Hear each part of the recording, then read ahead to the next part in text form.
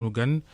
Sidya Ndiaye salaamaaleykum. maaleykum salaam Babacar. yow yaa jiite mbootaayu syndicat bu ñuy wax FGTS ñi ngi nuyu El Hadj Ndiogou Diène Sidya Ndiaye bala ñoo sori ci li ñu seetlu ci wàllu politique rawatina jàmm gi ñëpp sàkku kilifa diine yi sàkku ko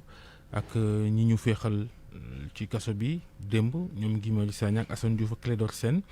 en tant que ku jiite mbootaayu syndicat saw njàngat ci gannaaw fitne keroog yeeg jàmm ji nga xam ni mi ngi mel ni mi ngi wéy di xàllu yoonam dal ñëw ci réew mi. waaw jërëjëf maa ngi profité occasion pour nuyu Ndiogou aussi mi nekk ci plateau bi di leen masaw aussi parce que événement yi ngeen doon wax sànq amoon ngeen fi ay tolof-tolof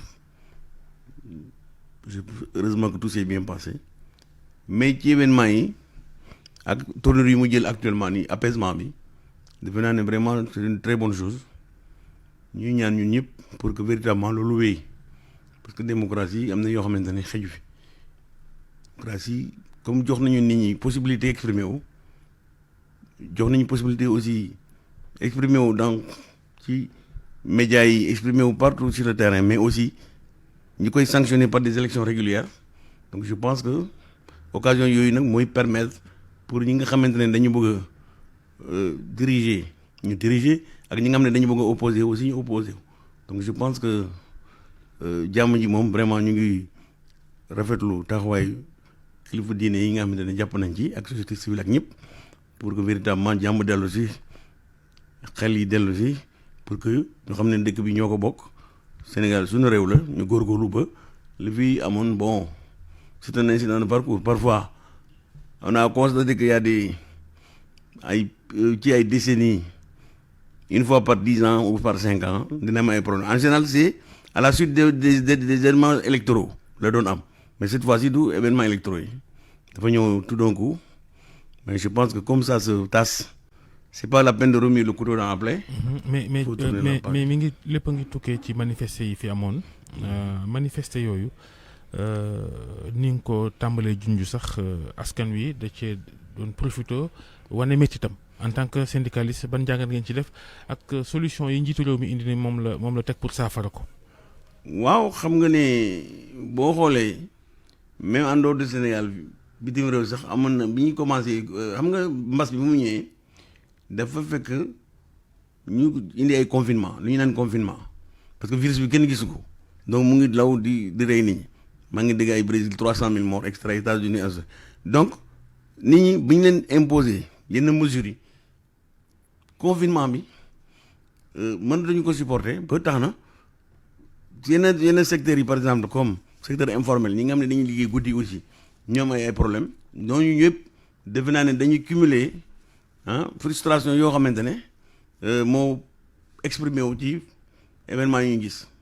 loolu lu bëri ci loolu la quoi. Parce que finalement, les gens, il y en a qui ne croient pas que le virus bi amna parce que gisuñu ko mais le virus baa ngi law te ñëpp gis nañ ne y a des décès même des personnalités qui nous ont quittés donc je crois que frustration yooyu ak yoo xamante ne aussi ñu ngi doon population bi seen bopp mënu ci woon exprimer wu parce que boo xoolee jeunesse bi football arène yi dañ lamb ji dañ ko arrêté woon football bi match amatul en tout cas boo match amee aussi doo dem stade donc loolu yëpp ay kii la yoo xamante ne nga war a toog sa kër rek confiné wu presque c'est comme de la prison quoi donc je crois que critères yooyu sociologue yu bëri dinañ ko analyser pour ñu xam ne véritablement frustration yi fa lay commencé jógee bon moo fekk nag une situation boo xamante ne politique boo xamante ne bon politiciens yi bu ñu ci dugalee seen loxo rek xam nga rek mu am ampleur bi mu am mais je pense que véritablement ñun ñëpp war nañu analyser bu baax. parce que li mais ci loolu sax président de la république bi mu génnee li mu xam ne moo di ne dégg na ndaw ñi dégg na seen i tawat dañ ci wut saafara ci loolu mu tëral programme jëm ci xëyum ndaw ñu programme bu toll ci 350 milliards ndax gis nga ne loolu dina saafara jafe-jafe xëyu ndaw ñi ci réew mi. waaw je pense que bu fekkente ne comme il l'a si bien dit dégg na leen ñu génne aussi ay moyens pour ñu liggéey mais il faut aussi que en amont ñuy associer xale yi. parce que aussi mënuñu nekk à un niveau élevé bëgg a régler problème yi ci suuf te waxuloo ak ndaw ñi aussi parce que il faut ñu xam ñoom lan lañ bëgg il faut que aussi ñu mën a analyser parce que fii c'est pas la première fois ñu def des politiques pour la jeunesse. Vous vous rappelez en 88 Abdou Diouf Abdoulaye Wade premier ñu ne kii de la jeunesse, l'éruption de la jeunesse sur la scène politique. Donc c'est le même problème qui continue. Mais il y a eu des programmes qui ont été mis en œuvre ñoo xam ne teg nañ ko fi pour jeunes yi mais li ñu gis mooy créer ay structures yoo xamante ne dañuy jël ay millions ay kii di jàppale xale yi pour ñu créer ay entreprises mais te commencé ñu par le commencement maanaam formation bi parce que du ñëpp a mën a nekk entrepreneur dañ koy jàng donc business aussi am na ñoo xam ne ils ont des prédispositions pour def business mais am na ñoo xam ne mënuñu ko donc je crois que loolu aussi war nañu xoolaat bu baax qu'est-ce qui a fait que jusqu'à présent parce que moyen amoon na il y a des programmes qui ont démarré pourquoi ça n'a pas abouti à ce qu'on puisse régler le problème des jeunes loolu aussi ñu xool ko mais problème d'éducation aussi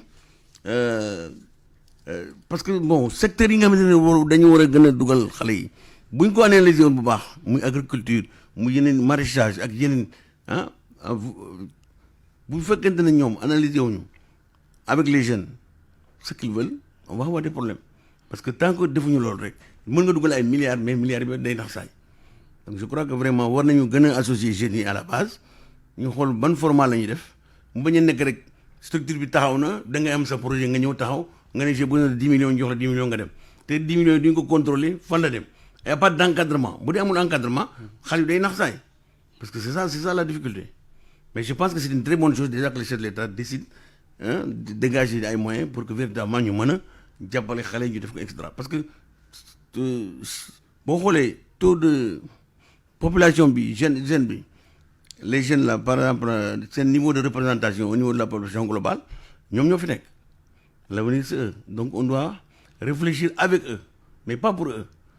donc boo ko defee ñu mën a ñoom seet yan secteur lañ leen mën a pousse pour que ñoom ñu mën a développer aujourd'hui il y a le numérique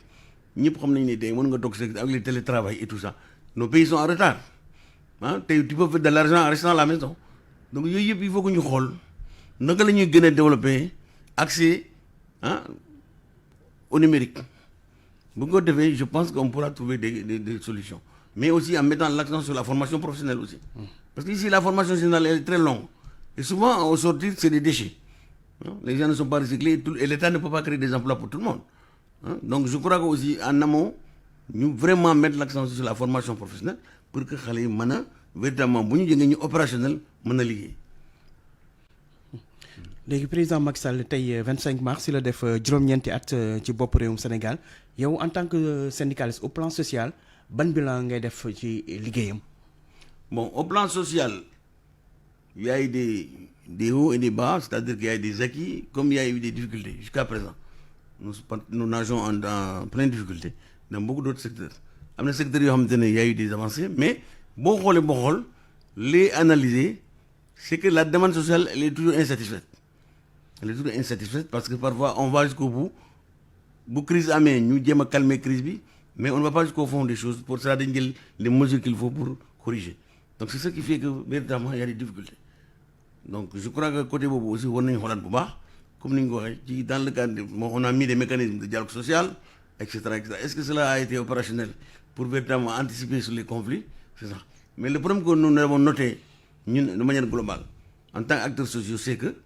dañu déglu ba ñu dem ci crise da nga déposer préavis par exemple boo xoolee préavis bi dañuy bay ba mu daw ba mu de 2 ou 3 jours fekk yow sa base bi mobilisé na ñu ne la allez kaay négociation donc c'est une façon de calmer le jeu mais on règle pas les problèmes et ce qui fait que problème yi day répété wu day continuer waat et cetera donc je crois que c'est ça la difficulté ma jël le cas des collectivités locales ou la fonction publique locale depuis 2011 la ñu voté loi bi mais ba tey mënuñu pare il y a les décrets 2 décrets qui restent on attend jusqu'à quand alors qu'il y a des décrets qui sont passés ici en urgence donc ça veut dire que quand l'État a besoin de ces décrets a besoin de secteurs vitaux day jël rapidement des mesures d'urgence même ay lois yoo xamante ne ñëw nañ fi jaar mais pour la fonction publique locale on est au point de départ 2 décrets ba léegi c'est vrai que transmettre nañu fu ñu ko war a transmettre mais nous pensons que c'est un peu lent. Vraiment on doit pouvoir les régler c'est pas possible que ça c'est un décret. ci loolu la ñuy des Sidya Ndiaye ndax ñiy liggéey ci collectivités territoriales yi muy maires yi ak conseils départementaux yi sa mbootaayu syndicat bi am na ñu bëri ci la ñu jokk ci la ñu bokk élection locale yi dégg nga ko neen randal nañ ko ba 2022 waaye balañ caa yegg si du ñàkk ni yeesal yi nguur gi bëgg dana ko def lu ci mel nii dindi fi li ñuy wax ville de Dakar mairie bu mag bi muy ville de Dakar bu Pikine Guédiawaye Tëngéej ak Thiès yéen lan mooy seen gis-gis ci loolu ñu bëgg a supprimer dindi ville de Dakar ak yeneen ville yooyu ñu tudd sànq. waaw xam nga man côté local rek laa mos a liggéey bi ma génnee université man maa choisi ne damay dem ville bi may dem sax nit ñi dañ ma ne yow lay wuti foofu nga jógee administration EBAD second cycle war a dem man maa tànn ne damay dem parce que amuloon service d'archive moom la damay maire de Dakar à l'époque moom Diop dama ma woo pour ma ñëw bi ma ñëwee nag moom mu def une politique de recrutement des cadres pour que ville bi dem mais bi ñu ñëwee commencé liggéey après il y a eu des réformes en 96 ñu créé la ville bi ñu créé ville ñu commencé liggéey arrondissement yi nekk fii et cetera sur le modèle de la France un peu parce qu'il y avait les arrondissements et il y a la ville alors bi ñu créé ñu commencé liggéey donc ville en fait parce que on avait à un moment donné ñu jox des moyens au niveau de la ville mais les arrondissements aussi étaient là mais les arrondissements étaient un peu dépendants très dépendants d'ailleurs de la ville alors ñuy doxal di doxal ñu ñëw ñu ne acte 3 xam ngeen sama position moi j'étais tout à fait contre parce que ñu ne toutes les collectivités sont d'égale dignité on va les ériger tous en commune communalisation universelle amul fenn fii rek laa ko gis c'est pas grave ils ont décidé de le faire j'étais contre la suppression des régions parce que les régions avaient commencé à se développer les régions avaient commencé à régler beaucoup de problèmes ñu jékki-jékki rek dañ ko supprimer sans ñu def ce qu'on appelle des phases de test parce que balaa ngay def à grande échelle da nga war a xool nooy réforme mais ñu ne non on va y aller mais dans le cadre de cette réforme de l'acte 3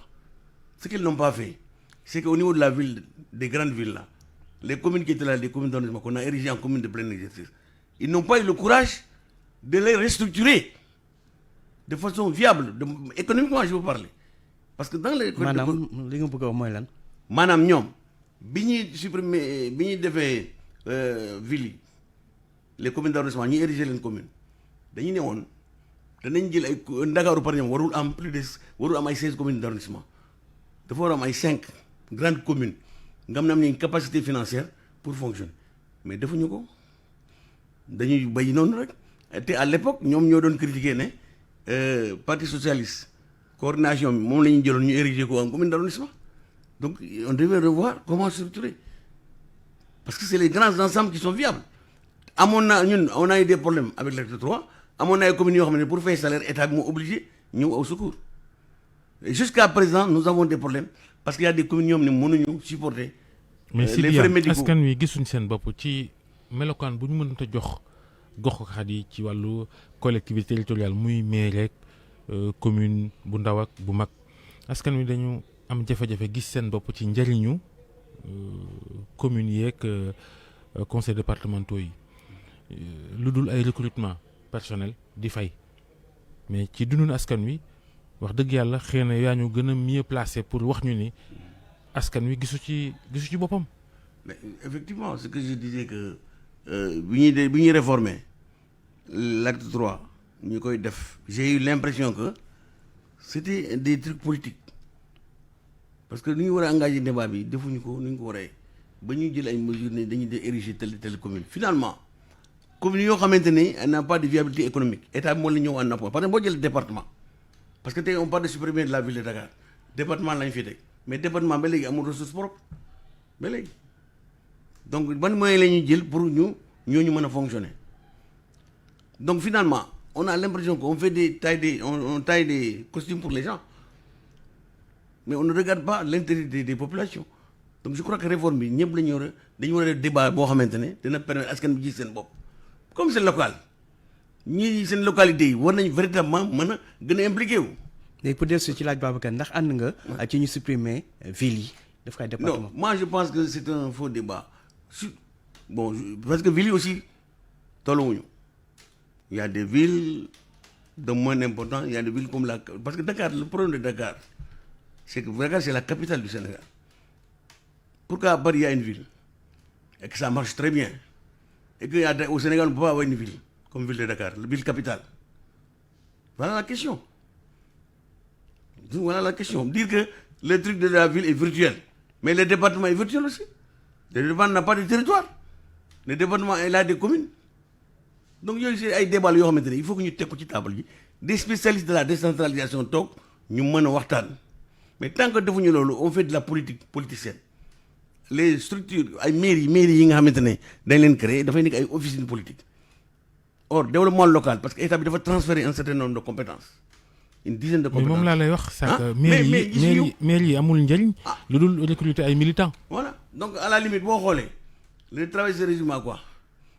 Enlever les ordures, éclairage public sax mënuñu ko état moo ñëw en appoint mënuñu ko. Donc normalement selon la loi communes yooyu amatuñu dañu war disparaître parce que bu dee amuloo capacité financière pendant une certaine période tu n'es plus une commune. Mais loolu ñëpp xam nañ ko. Donc véritablement war nañu xoolaat décentralisation mais dafa am problème tant que population yi gisuñu seen bopp associé yu ñu leen c'est vrai que dañu élire ay exécutifs locaux mu assemblée locale tout ça mais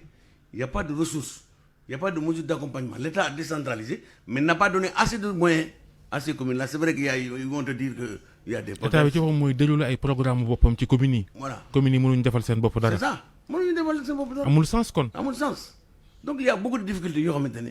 tey boo demee évaluer parce que est-ce que la commune va se résoudre nga ñëw ci maire bi ne maire dama am ordonnance et cetera. Or tey développement urbain boo xoolee tey même le problème de l'emploi des jeunes am na yoo xamante ne bu fekkee ne on était organisé au niveau des communes am na mën nañu ko régler bañ a nekk des recrutements politiciens mën nekk des recrutements yoo xam ne ay ressources humaines capables lañu parce que tey boo transféré ay compétences la gestion urbaine ça demande des compétences mais mënoo recruter ay ñoom dañuy toog suba ba ngoon duñu doo leen jox benn charge da ngay dem benn collectivité locale fekk fa ñu recruter 8 chauffeurs benn oto moo fa nekk benn oto Babacar loolu du gâchis loolu lan lañ koy tuddee donc y a des difficultés yoo xam ne tant que teguñu ko ci difficulté yooyu lan mooy saafara yéen li ngeen xalaat ne moom mooy saafara ci wàllu décentralisation beeg yooyu lan lañu war a indi ni coppite ngir saafara problème yooyu. problème bi mooy dañu transférer ay compétences dañu war a transférer des moyens équivalents à ça pour que ñoom ñu mën a liggéey jox leen aussi que le problème des recrutements là vraiment ñu teg ko table bi aussi mën nekk des compétences réelles dont la ville a besoin pas de recaser di parce que j'ai fait une campagne électorale avec tel et tel damay ñëw ma recruter leen promettre leen moi j'ai parlé à des gens des responsables de département qui me disent ñun fii suñu localité bi amul usine amul société amul dara jeunes yi il faut ñu recruter leen il faut qu'on les mette là-bas qu'ils travaillent ou pas qu'on les recrute. Bon nous on est syndicat on n'est pas hein, une fois que vous recrutez si vous voulez les licencier mais on sera là ils n'ont pas demandé à être là c'est vous qui les avez recrutés si vous voulez recruter les gens dans des conditions régulières ngeen bëgg leen dàq duñ ko dangu c'est clair mais bu fekkente ne en amont il y avait une politique amoon na politique boo xamante ne dina permettre ñu xool les gens les collectivités locales selon les compétences selon les besoins de ces localités là ñu def ko mais tey gis ngeen problème yi am peut-être qu'il y a les inondations ça va revenir dans quelques mois Kër Massar fii gisoon na gàll ni doon jël hivernage bi ñëw na on est quel mois est-ce que les gens seront en mesure en capacité de régler ces questions-là voilà moo tax parfois bu problème amee population duñ ci seen bopp bon la mairie se résume à quoi comme il l'a dit bon c'est des officines où on recrute par exemple du personnel hein, on met du personnel là bon ils font des missions de service mais pour revenir à la ville de Dakar ce qui est important c'est que pour la ville il faut ñu poser débat bi les villes qu'ils veulent supprimer nañ ko teg ci table ñu def débat c'est pas une personne qui doit décider qu'on doit supprimer les villes te jox la fi argument parce que argument yi ma dégg man ça ne m'a pas convaincu c'est des arguments fallacieux ñu ne ville j'ai entendu même je vais les citer le domaine Ismaël Madior Fall dire la ville a beaucoup de moyens mais n'a pas de charge monsieur Ismaël Madior Fall venez à la ville ñëwal ville nga xool ndax amuñu charge les villes di def ci bourse scolaire que l'État ne peut pas faire ce que la ville donne en termes de bourse scolaire pour aider les familles bu ñëwoon rek mu xool bourse rek nga dem éclairage public nga dem voirie yi nga ne loolu amul charge xam nga yooyu ay waxu caaxaan yoo xam ne dañ ko war a bay parce que véritablement